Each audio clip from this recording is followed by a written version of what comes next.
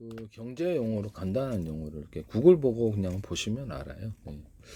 이자 보상 비율이라는 건요.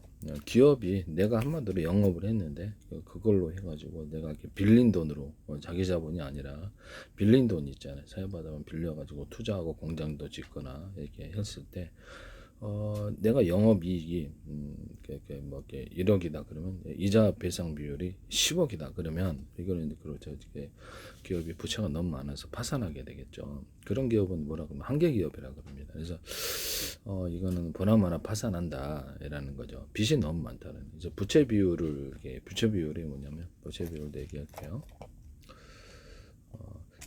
그렇죠. 그 사업을 해가지고 장래가 없는 거죠. 이거는 뻔하다. 이거는. 그래서 1억을 버는데, 그래서 내가 이게 그 이자가 500만 원밖에 안 나간다. 그러면 이게 할만하잖아요. 장기적으로 이렇게, 그것을 투자한 돈을 이렇게 빌려준 돈을 회수할 수 있겠구나. 이런 생각도 들 수도 있고요. 보통 담보를 잡고 하거나 신용으로 빌려주는데요. 아니면 자기가 주식에 투자를 하거나 그 신생 기업이다 그러면 스타트업 투자를 할 때 이런 걸 보죠.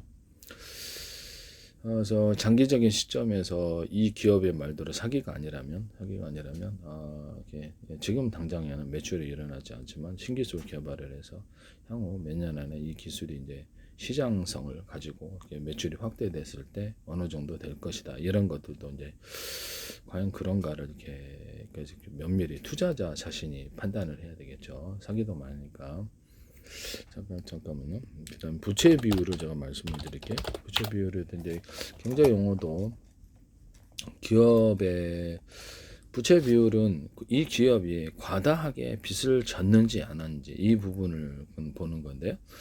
자기 자본 이게 보면은 이렇게 자본 이렇게 재무제표를 보면 자기 자본이 있고 타인 자본은 다 자본으로 들어가는데요. 그래서 여기서 자기 자본 진짜 자기 자본이 얼마나가 있는가 또 거기서 자기 자본에는 약간 현금성 유동성이 자기 자본이 있고요.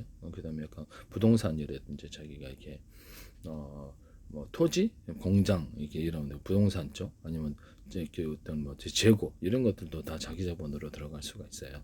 근데 일반적으로 봤을 때 제일 중요한 것이 현금 흐름인데요. 현금 흐름을 통해서 부채에서 부채를 내가 뭐 자기 자본금이 1억이다. 근데 부채를 갖다 10억 쳤다. 그러면 그거를 영업이익으로 갚을 수가 없죠. 그런 기업은 사실상 투자할 수가 없어요. 채권도 살 수가 없고 주식도 살 수가 없습니다. 그래서 자기 자본금이 1억인데 영업이익을 통해서 장사를 해가지고 이게 1억인데 매달 2천만 원씩 벌었다. 그러면 그것이 이제 돈으로 잉여금이라 그래요. 잉여금에서 남아가지고 이쪽으로 들어오면은 그것이 이제 나머지 다 쓰고 2천만 원을 저축을 했다. 그래서 이제 기업 유보금이라 그러죠. 기업 유보금 이익으로는 이것은 1억 2천이 이제 자기 자본이 되는 거예요. 또 타인으로부터 투자자들로부터 돈이 10억이 들어왔다. 그것도 이렇게 자기 자본으로 들어가. 재무제표 볼 때 이렇게 들어간다는 것은 이게 자기 자본이든 타인 자본이든 자기가 가용해서 움직일 수 있어 사용할 수 있는 돈이기 때문에 그러합니다. 네네. 그래서 이 부채 자기 자본에서 보통 몇 배냐? 내가 1억인데 10억을 비웠으면 이렇게 거의 뭐 이렇게 100%를 넘어 1000%잖아요. 이런 기업은 투자할 수가 없는 거죠. 그래서 자기 자본이 1억인데 이렇게 총 지금 갖고 있는 현금 자산도 있고 뭐 재고도 있고 뭐 부동산도 있고 다 통합해서 또는 자기가 그 돈 남는 돈으로 이렇게 주식을 이제 뭐 저기 뭐 타인의 주식을 갖고 있거나 뭐 이렇게 다른 기업의 주식이 가치가 있는데 실제로는 뭐든 주식 액면가로 해가지고 하나에 5천 원짜리인데 10만 주를 가졌다. 뭐 이렇게 되면 실제 가치로는 시장에서 판매를 할 수 있을 때 상장 주식이었을 때 10만 원짜리다 그러면 실제적으로는 장부상 가격하고 실제 가치하고 틀리게 되는 거죠. 그래서 알고 보니까 안에 빙하처럼 돈을 갖다 숨겨놓고 있네. 이런 거가 되겠습니다. 자기 자본이 보통 1억이다 그러면 2억도 많은 거예요. 사실은 부채 비율이 적을수록 그 사람들이 내가 장사 잘 되는데 뭐하러 타인 자본을 빌리지 이런 것도 있는데 보통 신생기업이나 스타트업 이런 것들은 자기 시장에 진입하기 위해서 타인의 투자가 필요할 때가 있어요. 그래서 이게 그럼 이제 투자자 자신의 판단인데요. 그래서 이게 이 정도면 빌려줘도 괜찮겠는데 나 그냥 먹고 간다 이런 사람들도 있고요. 그래서 좀 위험이 좀 크죠. 대신 그 기업이 장사를 해가지고 나중에 이제 주식시장 코스닥이다 상장을 했을 때 이제 거기 돌아오는 수익도 대부분 이제 성공하기가 상당히 어렵습니다. 네. 그래서 부채 비율이라는 것은 자기 자본이 이렇게 1억이다. 내 자본, 타인 자본 상관없이 고정자산 또는 유동자산이라 그래요. 보통 고정자산은 부동산 같은 이렇게 쉽게 팔 수 없는 이런 것을 고정자산이라 하고, 유동자산은 현금성 자산은 유동자산이라 그러는데, 그것을 내가 은행 뭐 예금이라든지 제일 중요한 건 뭘까? 현금 흐름을 현금 자산, 은행에서 당장 주식이든 채권이든 은행 예금이든 당장 팔아갖고 현금화 시킬 수 있는 것, 이런 것이 이제 현금 흐름이라고 합니다. 그래서 이런 부분이 제일 중요하다는 것을 말씀을 드립니다. 기업이 장사를 해갖고 영업이익 또는 영업이익이 제일 중요한 거예요. 장사를 해갖고 돈을 많이 벌어야지 계속 돈 끌어 다니면 그 이상한 기업이죠. 수상한 사기가 이렇게 눈치를 챌 수 있는 부분이다 하겠습니다. 장사가 잘 된다는데 계속 돈을 사방에 투자를 요구하거나 그러면 이 재무제표, 이게 회계정보가 가짜일 가능성이 되게 높습니다. 네네. 내가 생각을 해보세요. 장사가 잘 되는데 타인의 투자가 필요할까? 혼자서 다 먹어도 되는데 혼자서 내 혼자 다 먹어도 되잖아요. 내가 왜 타인 자본을 들여와요? 내 자본으로 다 하지. 이렇게 이 얘기는 상식이 다 하겠습니다. 그래서 부채 비율이 200%다. 내 자기 자본 대비해서 빌린 게 2배 더 많다. 그러면 이게 문제가 있는 거죠. 100%다. 그러면 30%다. 그러면 1억인데 내가 3천만 원을 빌렸다. 그 정도는 할 수 있지 않아? 유사시에는 이렇게 현금 자산이라든지 부동산 담보를 해갖고 타인으로부터 차만 빌려갖고 할 수 있잖아. 이렇게 되는 것이죠. 네네. 이렇게 부채 비율이 적을수록 좋은 거예요. 적을수록 좋고, 유상증자, 그 다음에 유상증자 볼게요. 유상증자 이렇게 돈을 받고 새로운 주식을 발행해서 자본금을 늘리는데, 주식이 100만 개가 있다 그러면 추가로 50만 개를 더 발행해서 이렇게 그것을 타인이 기존의 주주들이 있잖아요. 주주들이 있으니까 다 나눠 가졌단 말이에요. 근데 회사 차원에서 추가로 50만 주를 해가지고 발행을 할 때 기존의 주주들은 주식 가치가 희석이 되잖아요. 그래서 그 주식도 나눠줄 수도 있어요. 심지어는 안 나눠주고 새로운 기업을 때 생존을 위해서 50만 주를 더 발행해서 새로운 투자자, 재무적 투자자라고 그러죠. 이게 해가지고 그거를 받아가지고 그 돈을 회사를 살리는 데 사용한다. 그러면 그것을 용인할 수도 있어요. 회사 전체가 살리는 게 더 중요하다 그랬을 때 그걸 유상증자라고 해요. 무상증자는 그냥 공짜로 주식을 발행해서 나눠주는 거예요. 나눠주는 건데, 대주주 같은데 더 많이 이렇게 배정을 하거나 이런 부분도 있어요. 네, 있습니다. 유상증자는 기업이 돈을 받고 새로운 주식을 발행하여 자본금을 자기가 타인의 투자를 받아서 늘려서 그걸 회사를 살리겠다.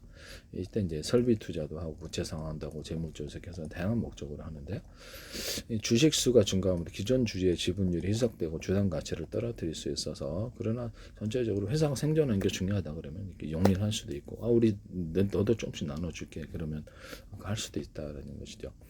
이 유상증자는 특정한 어떤 기업이나 개인이나 이렇게 했을 때 그 사람을 위해서 발행할 수도 있고요. 이렇게 직접 유상증자는 공개 모집을 해가지고 여러 사람이 불특정 다수가 이렇게 할 수도 있는 이런 부분들이 있습니다. 기존 주주 대상 주주 배정을 이렇게 유상증자하는 것은 주주 배정이라고요. 일반 대중 대상으로 해가지고 이렇게 불특정 다수를 공모를 했을 때는 일반 공모라고 그래요. 특정 3자 대상의 제3자 배정, 특정한 사람이나 기업에게 배정하는 이런 것들을 이렇게 해서 자본금을 이렇게 타인의 자본을 투자를 받아서 회사가 이렇게 영업하는 데 사용하거나 설비 투자한다 이렇게 한다는 것이죠. 네네. 이런 부분을 말씀을 드립니다.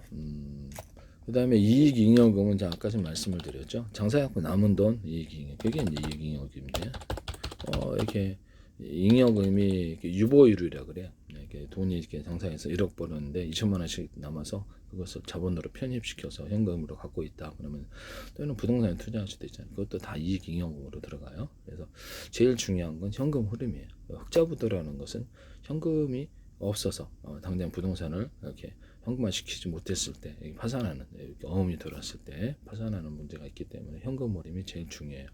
그래서 이익 유보율 이렇게 이익 잉여금을 쌓아놓은 이 유보율이라는 것은 잠깐 볼게요. 이익 잉여금부터 보고 이렇게 보겠습니다. 이익 잉여금은 기업이 영업 활동으로 벌어들인 순이익 중에 배당으로 주주에게 배당하지 않고 회사 내부에 쌓는 누적 이익금 이렇게 되고요. 그다음에 이 유보율이 있는데 기업의 잉여금인데 보통 이렇게 영업 활동을 통해 벌었거나 자기가 자산이 있어요. 돈이 많은데 그걸 통해서 투자를 해서 거둔 거 이걸 다 포함하는 겁니다. 잉여금을 납입 자본금으로 나눈다라는 거죠. 그래서 이익 유보율은 현재 그 맨 처음에 납입한 자본 주식회사를 창설할 때 납입한 자본금으로 해가지고 아니면 이런 걸 해가지고 그걸로 이제 얼마를 벌어들여가지고 그동안 지금 10년 동안 번 금액이 이 정도 이렇게 돈으로 쌓아놓고 있으면 그러면 이제 그거를 되게 나눠가지고 이익 유보율. 그래서 실제 내가 자본금이 5천만 원 들였는데 10억이 있어요. 그럼 이익 유보금이 얼마죠? 네네. 5천만 원이니까 거의 20배 가까운 유보율이 존재하고 있는 것이죠. 그럼 그 기업은 다 타인의 투자를 받지 않아도 돼요. 네, 타인의 투자를 받지 않아도 되나? 엄청난 거대한 시설 투자를 해갖고 할 수도 있죠. 할 수는 있습니다만은 이 부분이 실제 금액이 현금 통장이 없고 가짜로 조작하는 경우도 있기 때문에 그것을 실제 통장에 있어서 얼마 들었는지 이것조차도 이렇게 통장에 얼마 그것조차도 이렇게 매회 뭐 어떤 다른 쩐주에게 사채 쩐주에게 부탁해가지고 통장 잔고를 위조를 하지 않고 위조를 하는 경우도 있고 완전 사기 행위니까 넣어가지고 자기 얼마 보였다 이것도 하는 경우도 존재할 수 있습니다. 이 이익 잉여금과 이익 유보율은 재무 안정성과 자금 동원력을 나타내는데 유보율이 높으면 그렇죠. 자기가 가진 돈이 많다는 뜻이겠죠. 그래서 외부 재무가 튼튼하고 외부 자금 없이도 사업 운영이 가능하다. 이렇게 너무 높으면 현금 활용도가 낮아가지고 자기 자본율을 떨어질 수 있는데 제가 보기에는 이게 그렇죠. 이게 회사로서는 큰 이익이죠. 이걸 이제 배당금이라 그래요. 배당금 주주들이 요구를 해서 이거 돈 많이 갖고 있으니까 우리한테 나눠달라. 뭐 이렇게 가령 헤지 펀드가 됐다, 기관 투자가 됐다. 투자를 했는데 내가 5년 동안 주식에 장기적으로 묶여두니까 우리에게 이자 형식이라도 배당금을 나눠달라. 그러면 이제 배당금을 나눠주는 경우도 있습니다.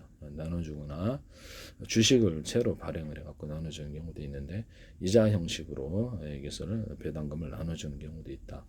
이런 것을 말씀을 드립니다. 그래서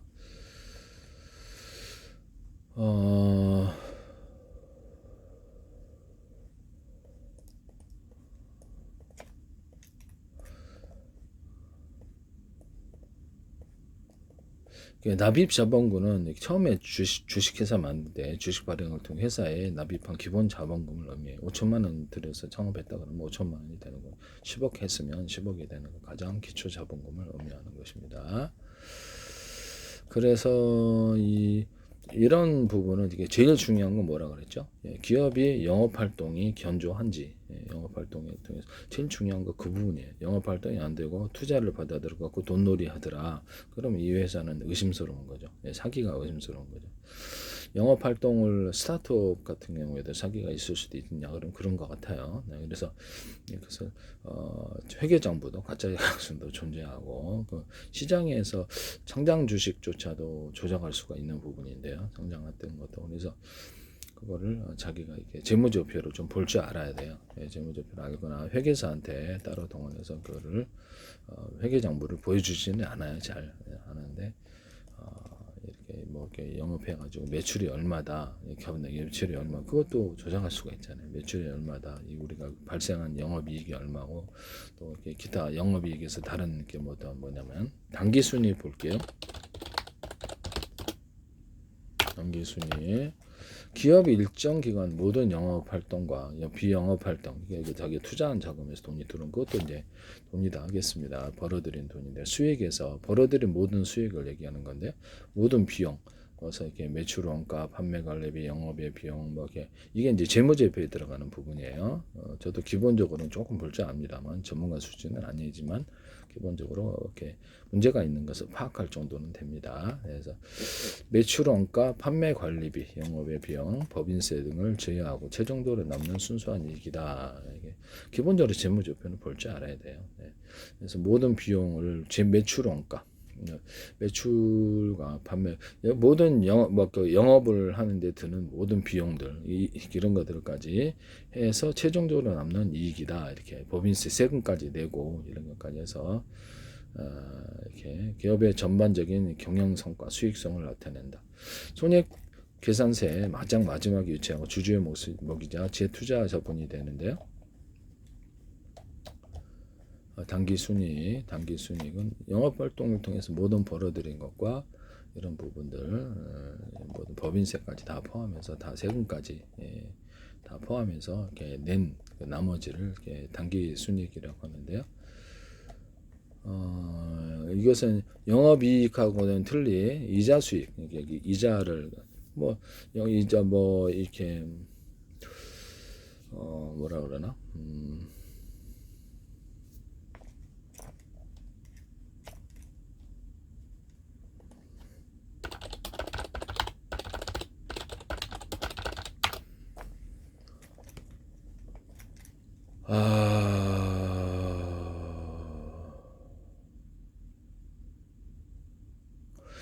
순수한 영업이익은 영업을 통해 벌어들인 돈. 그다음 영업의 수익은 그렇죠. 투자한 돈이라든지 이런 데서 벌어들인 돈 이렇게 되겠습니다. 단기 순이익은 여기서 영업의 수익, 비용 이런 영업으로 들은 비용까지 다 포함해서 법인세, 세금까지 다 내고 최종적인 이렇게 발생한 이익입니다. 그래서 영업이익은 크더라도 이게 기타 다른 이렇게 비용이 더 많이 들어가서 단기 순이익이 적어진다면 이것도 문제가 된다 하겠습니다. 과다하게 또 이렇게 단기 순이익은 기업의 영업 활동을 반영한 최종 결과물이다 이렇게 생각하시면 되겠어요. 그래도 영업이익도 중요하고 단기 이익이 중요하다. 세금까지 내고 영업의 비용, 영업의 수익. 그다음에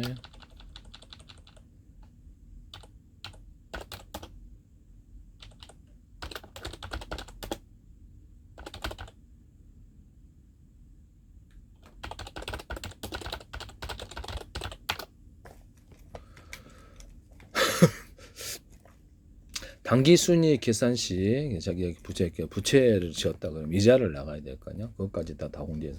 그러니까 개인 사업자다 그러면 내가 한 달에 2천만 원 벌었지만 빚이 과다해서 1,000만 원 이자로 이렇게 나간다.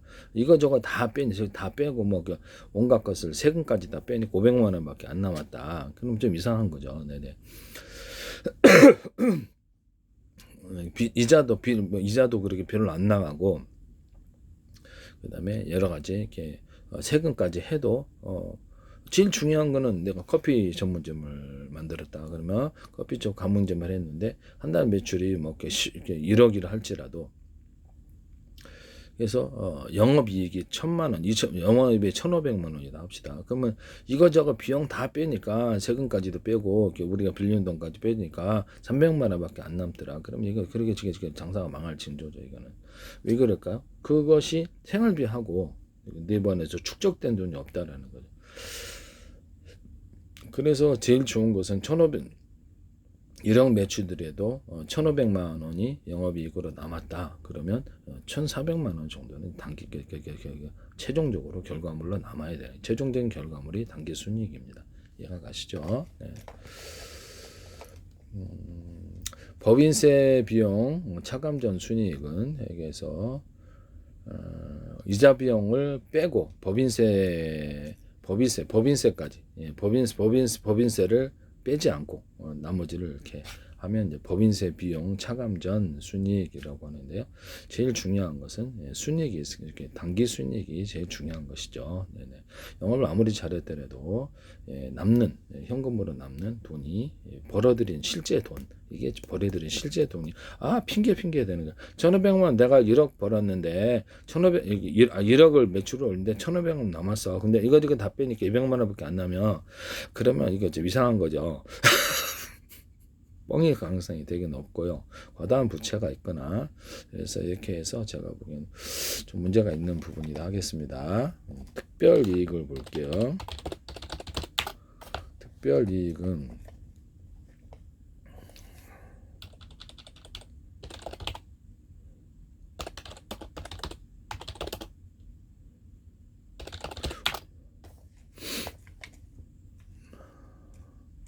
기업의 특별이익은 정상적인 영업활동을 통해서 벌이는 일련적인 이런 것을 예외로 하고 이거 말고 특별하게 어떤 이런 발생으로서 생기는 이익이나 특별하게 발생해 생기는 특별 비용이 있어요.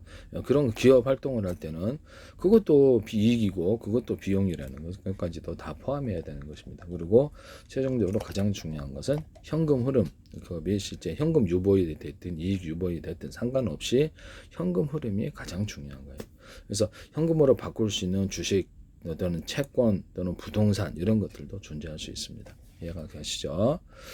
내가 투자를 했는데 상대방의 주식을 갖다가 10억어치를 갖다가 갖고 있어요. 근데 그것이 시장 평가 결과 그 기업이 주식이 날아가서 5천만 원밖에 안 된다. 그러면 투자 손실입니까? 투자 손실이 되고 이것이 손실로서 장부상 안 팔았다면 재무상으로 손해가 계상이 될 수 있어요. 네, 이런 부분. 제일 중요한 것은 자신이 영업 활동을 통해서 또는 투자 활동이나 기타 다른 활동을 통해서 했더라도 최종적인 산물, 현금이 많아야 되는 것이죠. 이해가 가십니까? 현금이 많은 기업이 가장 우량한 기업이 되겠습니다. 그런 기업은 주식 가치가 높죠. 그런 부분을 말씀을 드립니다. 기업의 재무제표를 잠깐 볼게요.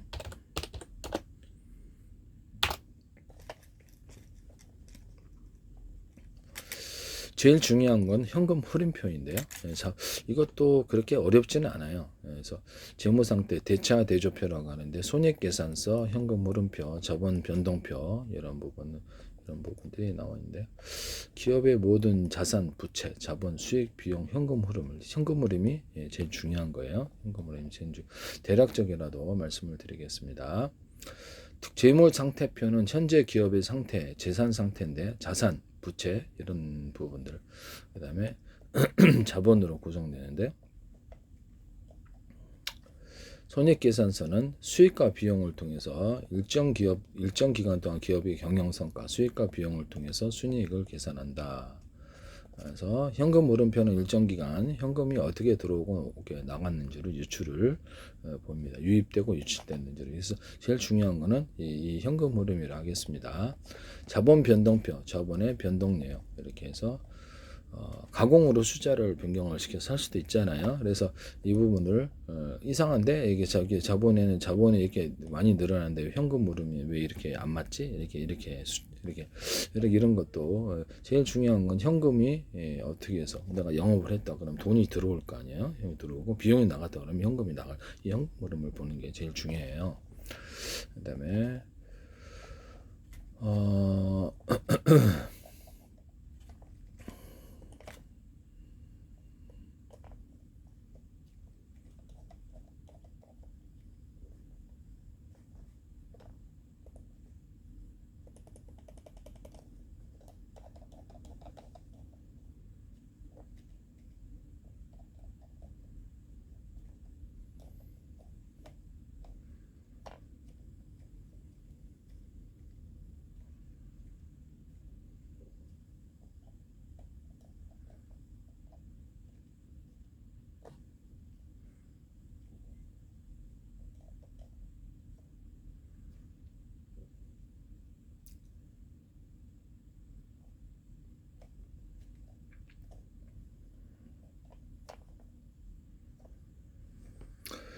부채 비율은 자기 자본 대비 부채인데요.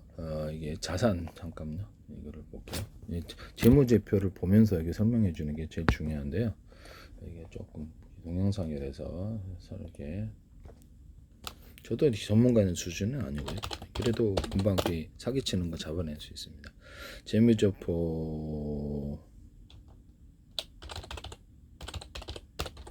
대체 제표표